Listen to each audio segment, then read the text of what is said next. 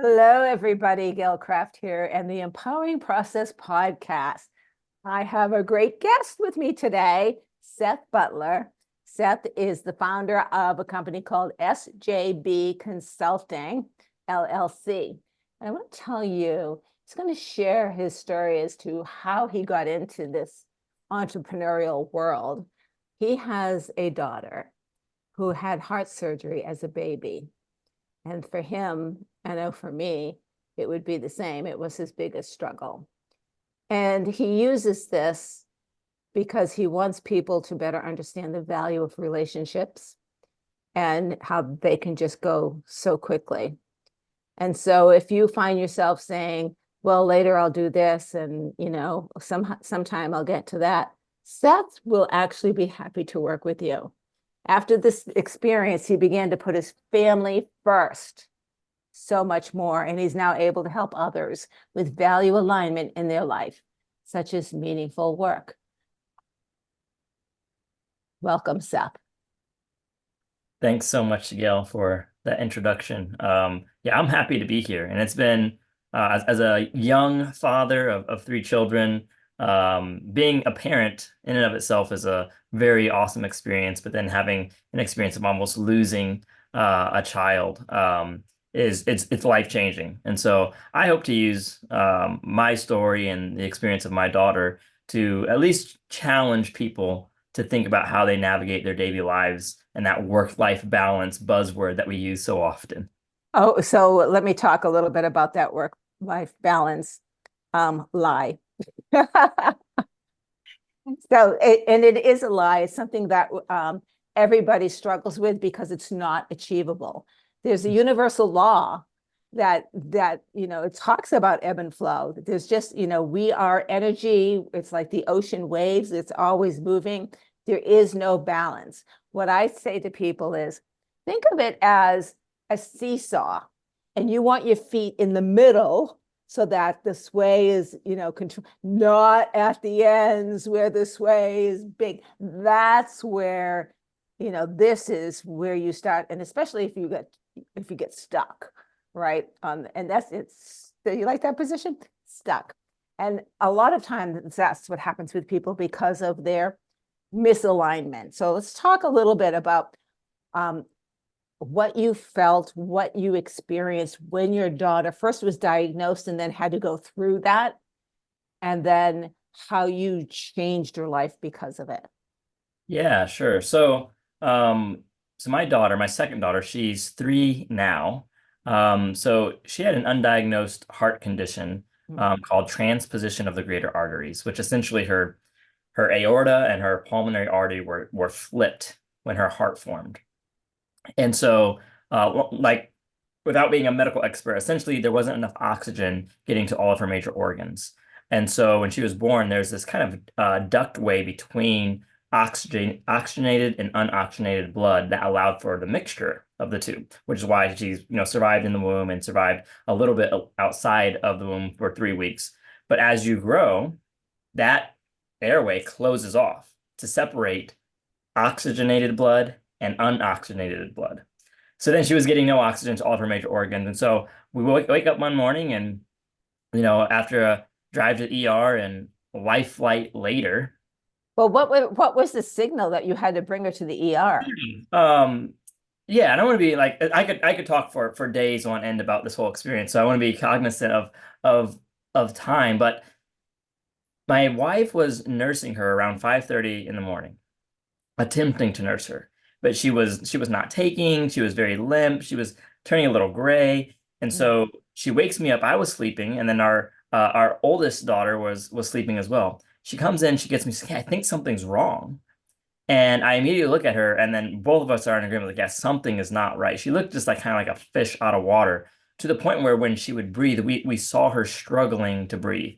She's on her back, and she would just kind of turn her head to the side and really have to struggle to get air.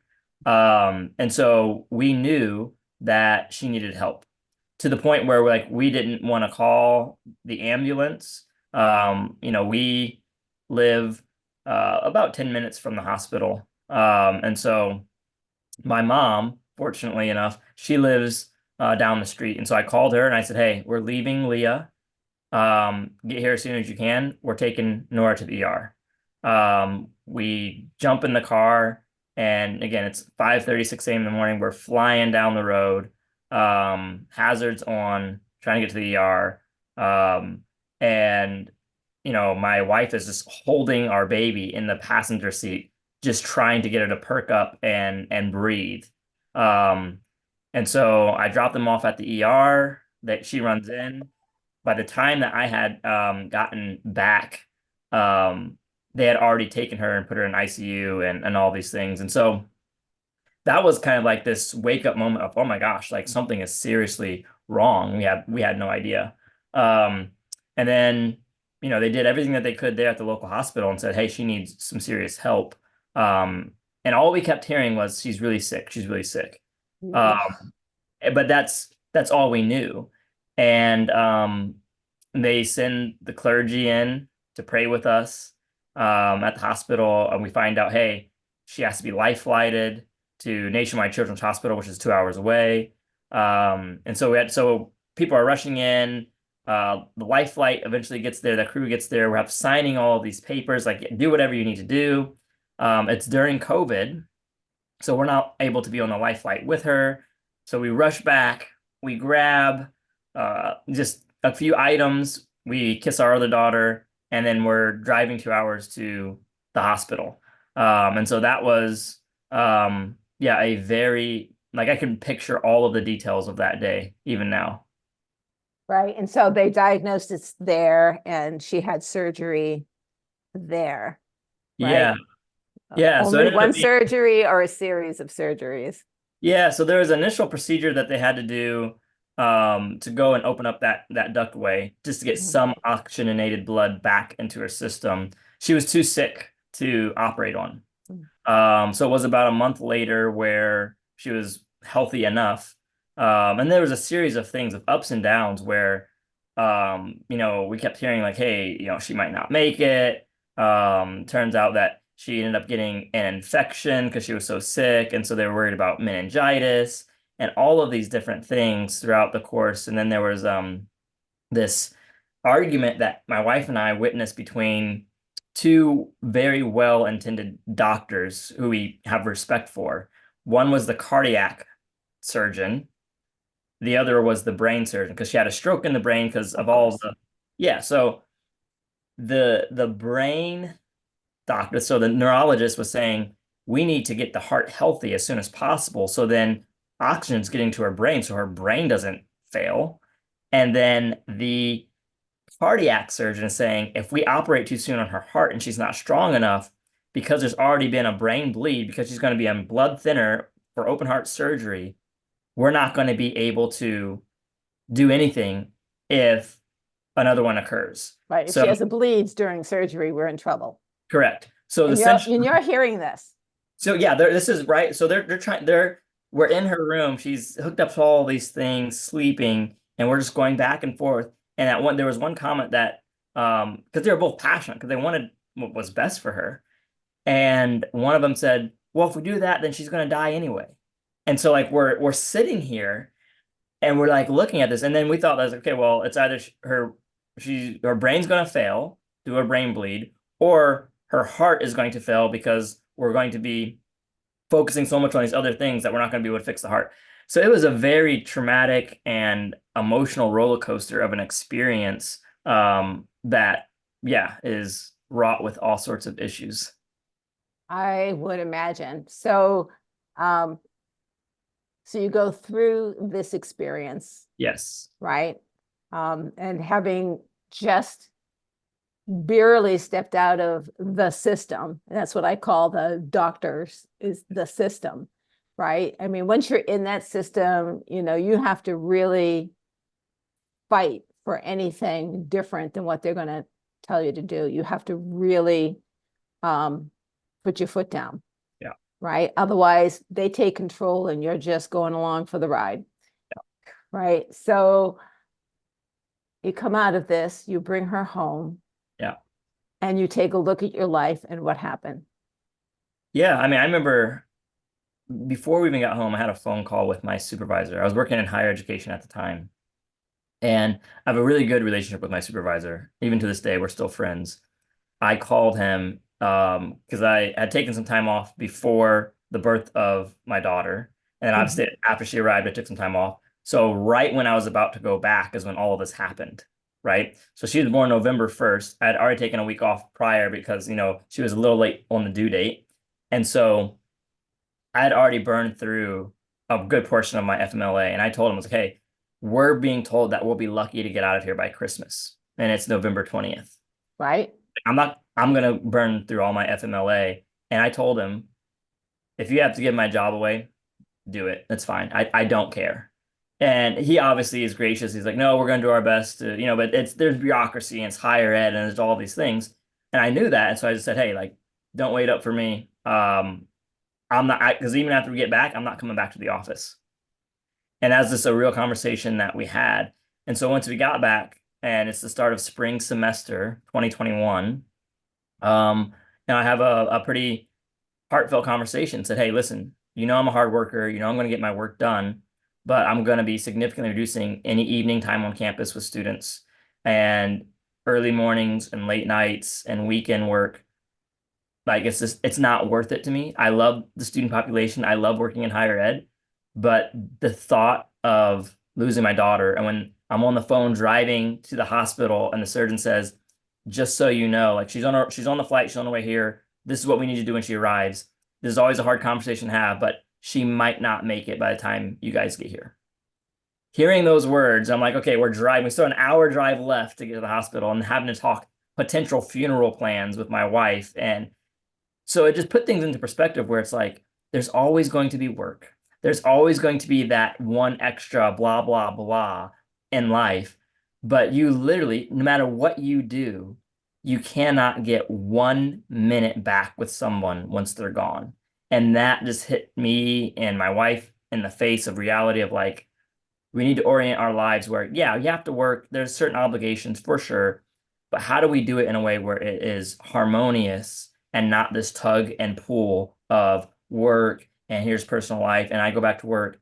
How do we create something for ourselves that allows us to enjoy the requirement that is making money and working and the joy of parenthood? Right. And yeah, and then we've been on that journey since. That's fantastic. That's fantastic. So, how did you enter the entrepreneurial world? Yeah. It's So quite different. it is. So the line of work that I was in when I left higher ed, I was in kind of diversity inclusion. I was director of intercultural student services. So facilitating a lot of our initiatives and efforts around belonging on campus. Um, and I still thoroughly enjoy that work. I'm a spoken word artist and poet. And so writing is a way for me to process and reflect. And so, in the wake of George Floyd and national racial protest and the pandemic, wrote some stuff that I shared with some folks and I asked them, "Hey, this is the way that D&I work is typically done. You go in, you get a lecture, it's information dump on all of these different identities. It's very corporate. Is there a space for me to be more artistic and try and engage people's hearts?" Long story short, that led to an opportunity to go out and do some speaking and engage people through my performative writing. And the more I began to do that, the more I began to see there's something fundamentally wrong with the way that DEI work is being done in corporate and in higher education in the way that I was experiencing it. Now, that's a very broad statement. I want to acknowledge that, but it's a statement that I'll stand by nonetheless, and that there is something fundamentally wrong when I began to ask the question, what is the objective of this session, this conversation, this conference? Because if we're talking about inclusion and we're talking about relationships, if people are leaving feeling more hopeless, disconnected, frustrated, beat up, and all of these negative feelings, are we really creating opportunities for bridges to be built between humans who have a multitude of differences? Or are we maybe pushing people to the fringes where now we've given them a lot of ammunition to stay where they are rather than move more towards the middle? that's what I was beginning to see. And so, I think I love you.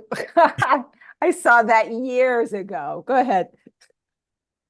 so, and a lot of that is my own experience too. I mean, I grew up in a predominantly white town, one of few black people in my high school. And so I will say I've had a lot of racialized experiences, but I was not, I did not have the lived experience that was happening on the national level where all this racial stuff was like just so in everybody's faces. And I looked at my life and I'm like, that has not been my experience. Some of my biggest mentors and friends happen to be people who don't look like me.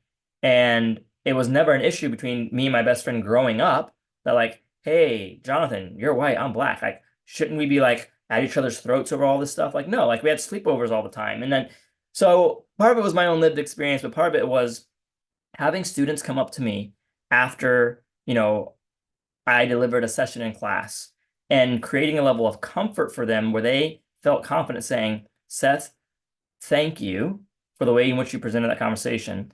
I want to engage in this, but every time I do, I am immediately painted as a racist bigot, or I try and do things, politically correct, and I inevitably end up like hurting somebody because I say something the wrong way, and I just don't know anything. So I'm either ignorant with no opportunity to learn, or I'm a bigot because I ask something confidently, and that just comes off as bigotry. So it's a lose-lose. And on both sides, right? On both sides, there are barriers and fear Yeah. that causes all of this, Yes. right? And it's not until, my belief, it's not until we look at ourselves as a human being and connect with who we are as a third dimensional being living with the soul living through us. Until we understand that, we won't see people as an energetic experience in the third dimension. We Sure. will see people because of their divisions. Yep. Right. And it's really interesting because last week I was in a group and we were talking about neurodiversity, right, which was my issue, one of my many issues, right? And the struggles of neurodiversity and how special ed and all that BS separates us. And what's happening is those of us who are neurodiversive, by the way, most of them are entrepreneurs, very creative because we don't think inside the box. We don't even know what the box is, right? Right. And because those barriers aren't there and those programs didn't connect for us, we're able to create and connect. We now are experiencing, I'm seeing an experience of neuroconvergence. And that's what needs to happen, right? Not diversity, but convergence, right? If you didn't tell me that you were Black, it wouldn't even have occurred to me that you were. And Right. now, and when you the first time you said that, I'm like, oh yeah, he is. Right, because I see you as a human, and as nothing else, right? And so how do we get there? What are the things that you're doing that's different to help that convergence versus the diversity? Yeah, no, that's a great question. And it segues great into me leaving the university and just wanting to do things differently and connect people, truly connect people, not beat this person up for this identity or give this person ammunition to attack other human beings. So when I left in August of 22, I took a remote position managing a CRM for a buddy of mine, kind of the day-to-day work, right? But that freed me up to write, to reach out to people, to put my content out there. And what that's allowed me to do is being able to do a TEDx talk and travel. But that question of how do we get there, the phrase I've been using is this umbrella of relational curiosity, which is when you look at those two words, relational is the way in which two or more things are connected, typically people, right? And then when you look at the word curious, it is a deep desire to learn or know something. And so when you kind of combine those two, if I have a genuine, deep desire to learn and know the ways in which I'm connected with another human being, it's going to lead to a relationship. Now, it doesn't mean I'm going to be best friends with everybody, but there's going to be something that I can connect with somebody else because I want to learn about them. I want to know more about them. I'm curious about that. And there's this exchange, this relational exchange happening.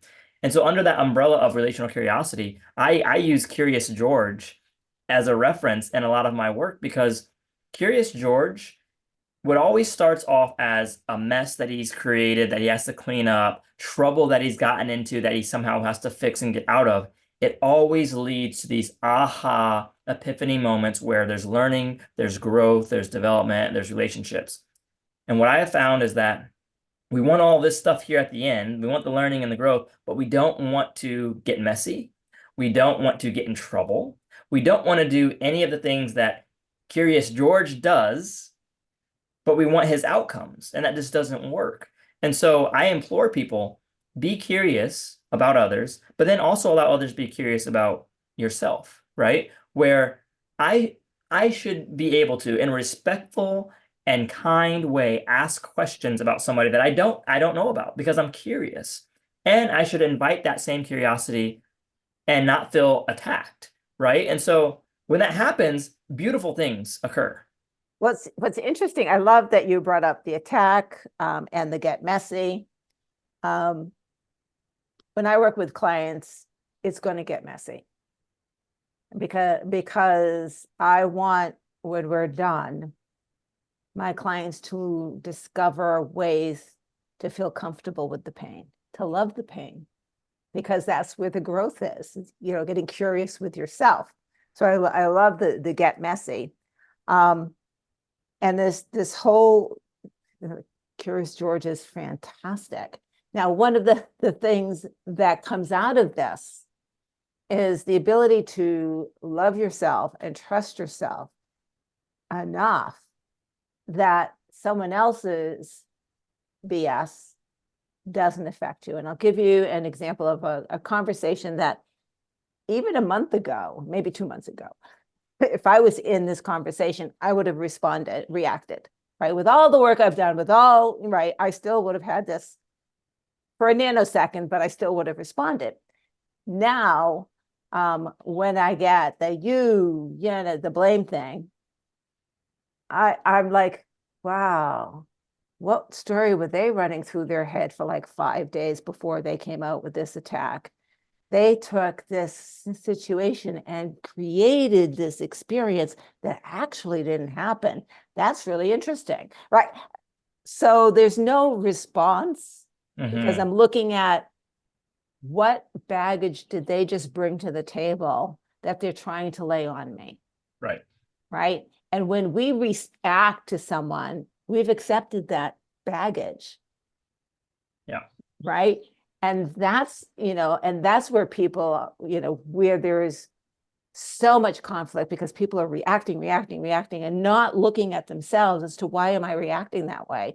That has nothing to do with me. Right. But we do. Yeah. We do. And then when we look at the influence of culture and social media and polarization and news media outlets and all these things, what we see in that dynamic is we allow ourselves to become hostages to other people's anger and become hostages to other people's point of view. And it doesn't mean that we always have to agree and end up on the same page, but like gone are the days of respectfully disagreeing. Even if two parties believe that they are adamantly right or correct on a certain issue, I can tell you in my own life, I don't even agree with my wife half the time. Right? Or it's just like You're two different individuals with different experiences in your life. Yeah, and we have two different opinions on things. And so this trying to get everybody to agree or who's right and who's wrong, I think we miss so much of the human value of enjoying the people for who they are and without trying to hold on to the 10% that we don't like about them or their opinion, we miss the 90% of them that we would actually probably really get along with. And that is why I do what I do, is because I strongly believe that I can connect with anybody. I believe. You can. And for me, there are people that I maybe be able to connect with, but their values just don't align with mine. Mhm. And that's fine. That's their values. No one's going to have the same values as me, quite frankly. Yep. And I can respect that. And I just don't need to have them in my life anymore. Yep. That's all. I don't have any anger towards them or any opinion. It's just, I had a friend show up, and there was a relationship that I've not had for maybe 8 years now, right? And it was a lifelong relationship that I finally walked out and said, yeah, this is not working for me anymore, right? And so the offer was, well, I can hold a lunch and broker the two of you coming together. And so I said, well, let me think about that for a minute. And like, I have no animosity. No, it's just like, I just don't want this person in my life anymore. Yeah. That we're not at the same level, right? So the next day I called her and I said, so what would be the expected outcome of this conversation? I said, would she be open to me being the different person that I am? Or would she expect the relationship to go back to where it was 8 years ago? Because that's not going to happen. So she'll be disappointed and I'll get frustrated. So what's the outcome? Yeah. Right. And my friend went, you're right. Yeah. Right. And it's not judgmental. It's like, I know that we're not on the same page. Right. That's all. And the ability and maturity to be able to do that respectfully. And again, there's no animosity. You don't wish ill will on them. Not at all. The ability to do that is a lost skill. I think that it is a skill. It's something that has to be practiced and Right. refined. But we've lost the ability to do that. And this for this next generation, one, they're not seeing that modeled anywhere. When they look at influencers, and they look at politicians, and look at leaders, the ability to respectfully disagree and distance oneself is not rooted in hate for one another. I think it's more rooted in maturity and being like, okay, listen, there's 7 point whatever billion people on the earth that I can connect with. There's no obligation to have to be tied at the hip to this other person. And it doesn't mean that you can't work together or be cordial. It just means that we're not going to be in the inner circle of each other's lives, and that's okay. That's okay. So one of the things I think the purpose of diversity or any of these programs is to force people to conform. Yes. Right. And whenever you force something, right, you create resistance, and that thing is going to build up steam, and boom, George Foreman happens. Yeah. Right. So that is, when I saw that, my response was, I see a lot of tension in the officer and the onlookers who didn't interfere, right? There's a lot of fear and animosity there. It had nothing to do with George. Right. Well, I think that, in my opinion, with that kind of straw that broke the camel's back, if you will, in terms of the racial tension that had been building for a number of years, I think it comes down to priming. We are all, none of us are immune to the ways in which we've been socialized. We all respond to the ways in which we've been primed, and it takes a significant deal of work to understand how we've been primed and either get on board with that priming or kind of rewire, priming. And so when I had the opportunity to do some training for local law enforcement, a diversity and bias training, and one of the officers that I was working with, who had been on the force for a number of years, when he retired as an officer, he said one of the contributing things that influenced his retirement was the day he started being viewed as a killer rather than a protector. And he shared this story with me where, he was on night patrol. There's a group of teens that pulled out of I think a fast food joint, and their headlights weren't on. And so it was here in town. I know the area he's talking about. Yeah, it's well lit, all these things. So they just forgot to turn on the headlights. And it was a mixed group of teens. The driver happened to be a black boy. And when he pulled them over to just, hey, your headlights aren't on. No, there's no citation. I don't want you to hit somebody, and I don't want someone to not see you. So when the boy rolls down the window, the officer could see he was visibly scared, shaking to the point where he was almost in tears.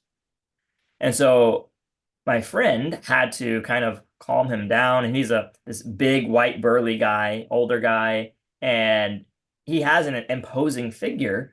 But he said that in the 20 plus years that he'd been on the force, things are worse now than they were before. Yep. And we had this conversation around what was it or what is it that causes these young teenage boys to have their first immediate response be fear when they are pulled over by a public safety officer, by a serviceman.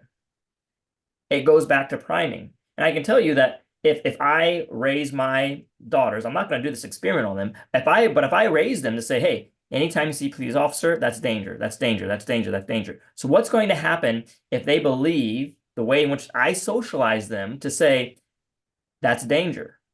Now, there could be danger everywhere, Absolutely. but I think that we've put a highlight on this could be danger, and then we take it from it could be dangerous to it's in fact dangerous, which I don't agree with that jump that we've made. Any interaction with the police officer, yeah, it could become dangerous, but to then have this objective statement that it is dangerous for a black man to be stopped, I don't agree with. It doesn't have to be dangerous. It could be. But then when we look at the response with some of these interactions from a diversity standpoint, from this racial tension that we've experienced, what would the response been if, hey, when you see a police officer, that's a serviceman, they're there to serve, they're there to help you. I would bet money that interaction would not have taken place where he's shaking. Because Right. I can tell you, and the number of times I've been pulled over, I've never thought my life was in danger. I have to tell you though, I've been pulled over, I think 3 times in my life. And the last time was kind of funny. This was in San Diego, and I was merging onto a street, and a police officer was coming straight, and I was merging. So I was letting the police officer in, but the officer was slowing down. So I'm like, all right, so thank you, I'll go. And then he put on his, whoa, his lights and pulled me over. I'm like, whatever. So I rolled down the window. He put his hand in the car and checked my blinkers. He went, oh, they do work. He said, you're supposed to use your blinker when you're merging. Right? I mean, and if I was frightened and he put his hand in the car, I mean, that could have been very, I could have had a meltdown at that point. And it was just kind of funny, right? And I'm like, yeah, but it's a merge. He's like, you still should use your blinker. I'm like, okay. And then I looked it up, and yes, I'm supposed to use my blinker. Right. So yes, so this whole I love the term relational curiosity, this whole approach that you're taking. How is that working? What are you seeing? Are you seeing? Yeah. Yeah. Yeah, I would say that it depends on the readiness of people to want to go down Right. that road. Because again, for the first time in somebody's life, they're hearing a different approach to the way in which they've been socialized. And they have to make a decision, I want to practice that, or I want to continue in the path that has kind of been paved for me. And so it's been those who have engaged with it, they have received it well. And then there's also those who are resistant. A recent example, I did some training for the public health department a couple months ago, and we got on the conversation of race, and I did some bias where we talked about all sorts of bias, and the population that they're working with is from a mental health and a substance use demographic. So it's not so much a racial thing. It's someone comes in and they appear to look like they're experiencing homelessness, or they look like, they look like a junkie, type of thing. So these are the stereotypes that they're getting their heads flooded with. And so we're having a conversation on that's a human being with a story, with a life, who has a different experience than what you have. You're there to serve them. How do you identify the stereotypes that are popping up into your brain? Not because you're thinking of it, because it just unconsciously, that's the first thing that happens. How do you combat that so that that person still gets love and service that they need without your stereotypes being in the way?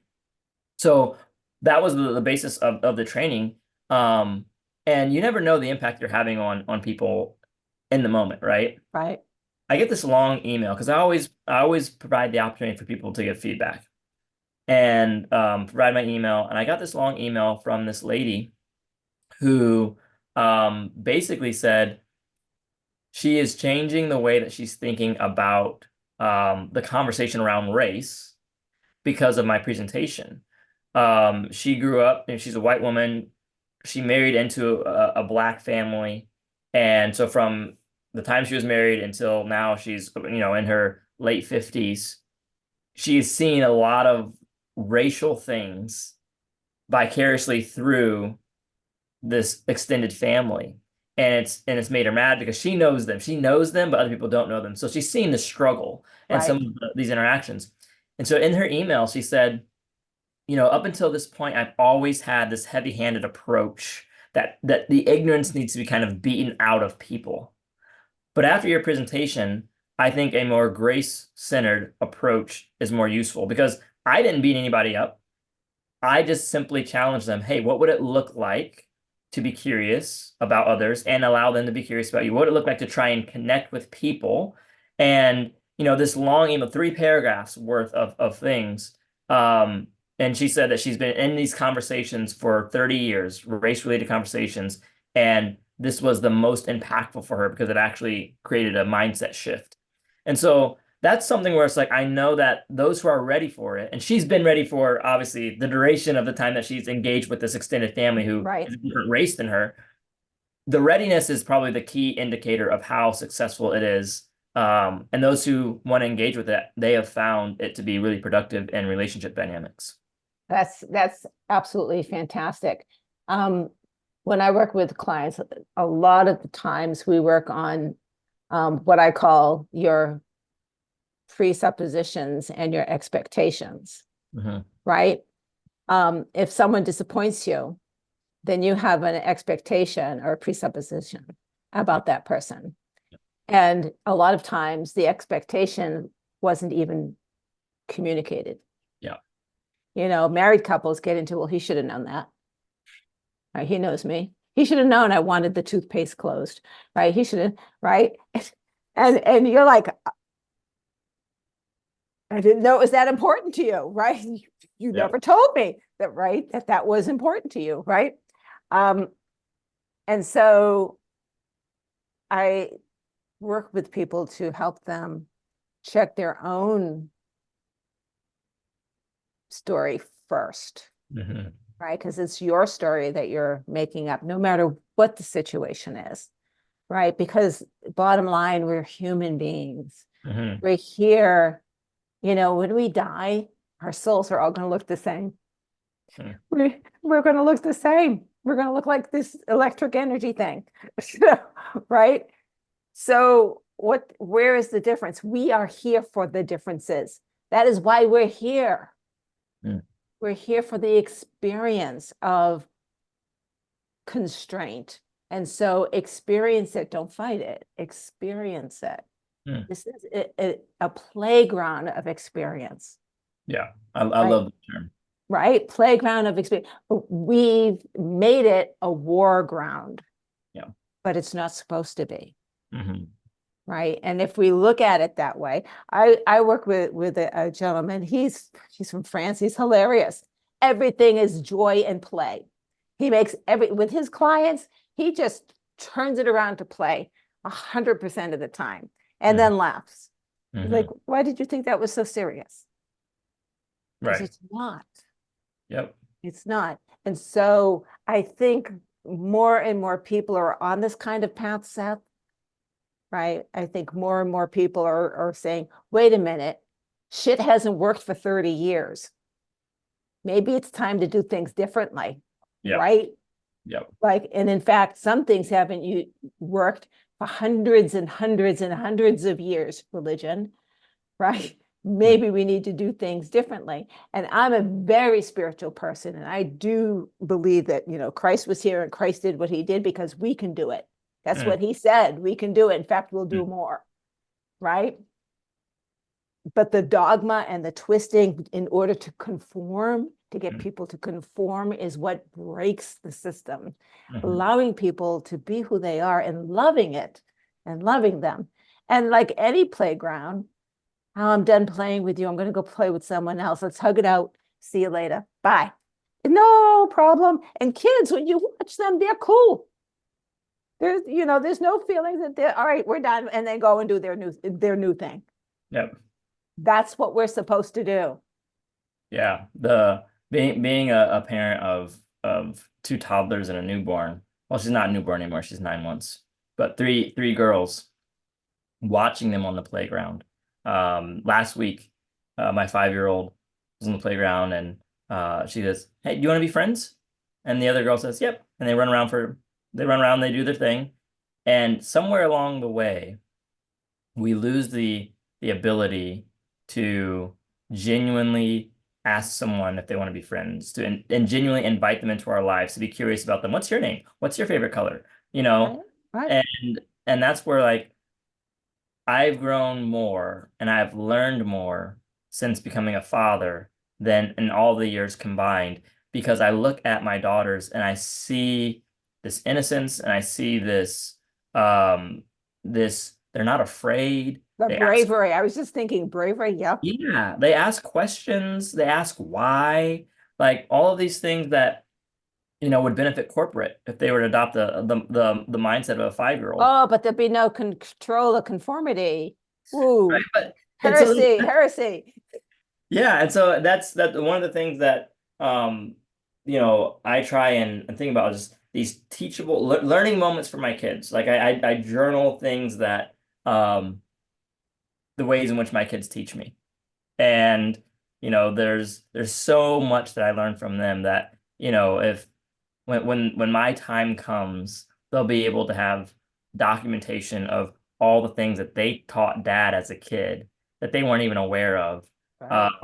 And I think that's the beauty. We can still do that as adults, if we would be willing to suspend some of our own beliefs temporarily to really get to know the heart of somebody else, and agree to disagree, be able to walk away cordially, all of the things that kids are able to demonstrate. Now they squabble and fight, of course, but like there's something in kids that is so awe-inspiring, that if you'd taken, bottle that and put that into leadership roles, it would be life-changing.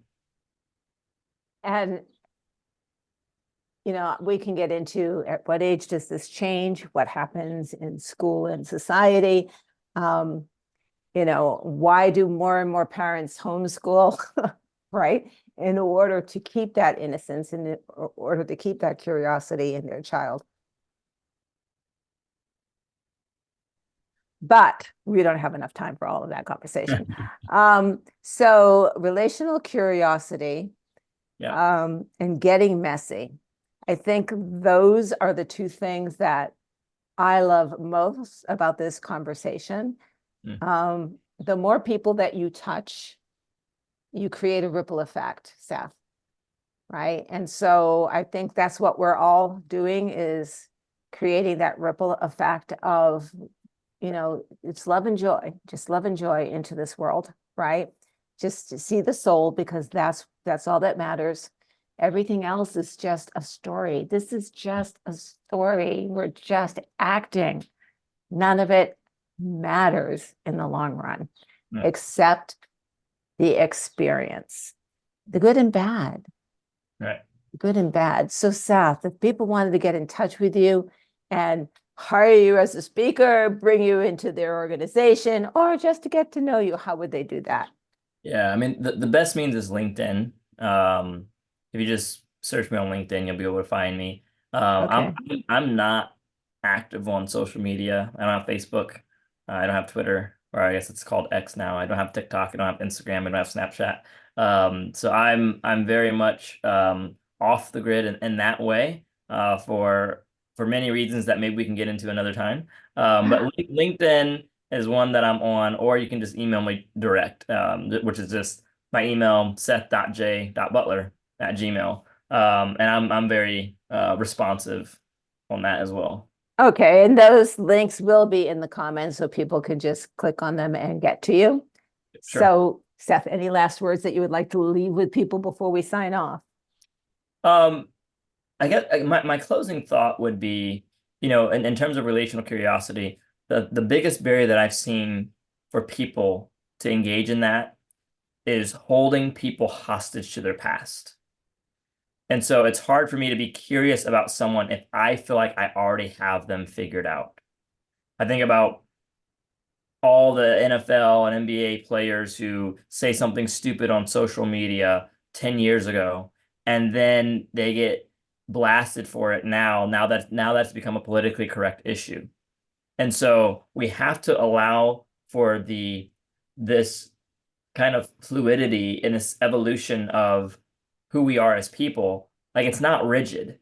It's much more malleable. And because of cancel culture and holding people hostage to their biggest mistakes, that is the number one barrier that I see that prevents people from really experiencing what I believe is the joy of engaging with other people is, oh, why would I want to be curious about XYZ? Because they did this back in 1980, and so that's who they are. And we hold them hostage to that. So free people from the prison of their past and get to know them for who they are today. And I'm pretty sure you'll be amazed. And when one of the reasons I don't go to networking events anymore, in 45 seconds, Gail, tell me who you are and what you do. It's like I'm a multidimensional being with very complex soul, and I can tell you what happens when a client is done with me, but I can't tell you what I do because I do what the universe tells me to do when I'm with a client. Hmm. Right? I mean, so you're going to put me in a folder, and I am not like I said, I don't have a box. I don't know where the box is. Mm-hmm. So I don't do that anymore. I don't get frustrated and do that anymore. Right? I mean, I know who I am and what I bring. Mm-hmm. That is not something understandable on a business level. No, you can't put it on a business card and hand You it. cannot. You cannot, right? And so it's experiential. What I do is experiential, right? Right. And so each case is different because it's an experience. Anyway, it's lovely talking to you, everybody. Thank you for listening to the Empowering Process podcast. Excuse me. If you like this session, please let us know. If you have any questions, put it in the comments. We'll be happy to get back to you. If you know someone who could actually benefit from this, share it out. And as always, be sure to subscribe so you know when the next episode is available. Thank you, everyone, and bye-bye. Bye-bye, Seth. See you later. Thank you for listening to the Empowering Process podcast. Be sure to visit Gail at gailcraft.com to learn more about how she serves thought leaders, entrepreneurs, and goal seekers. And remember, if you like this broadcast, be sure to share and subscribe so you don't miss an episode.